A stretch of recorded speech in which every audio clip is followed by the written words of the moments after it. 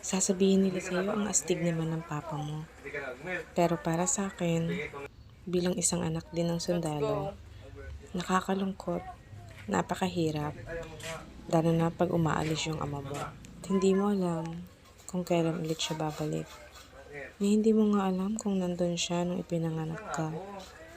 Tapos sa first birthday mo, hindi mo rin alam kung darating siya. At marami pang mga kaarawan mo ang hindi siya makakadalo.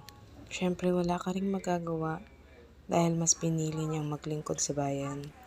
At alam kong balang araw ay maiintindihan mo din yun. Ito talaga yung pinakamahirap na part. Yung ilang araw mo lang nakasama yung papa mo, tapos matagal mo na naman siyang makakasama. Kung ako lang, ayoko rin sanang maranasan ng aking anak yung mga naranasan ko. Yung sabik na makasama yung tatay. Pero eto nga, isa ring sundalo yung aking napangasawa. At alam ko at nararamdaman ko yung nararamdaman ng aking anak. Nakakalungkot at nakakaiyak talaga yung gantong sitwasyon. Pero alam kong darating din ang araw na nagiging proud ka rin sa iyong papa. Ako din mismo ay naiiyak, pero kailangan kong maging matatag para sa aking mga baby. Ang hirap no?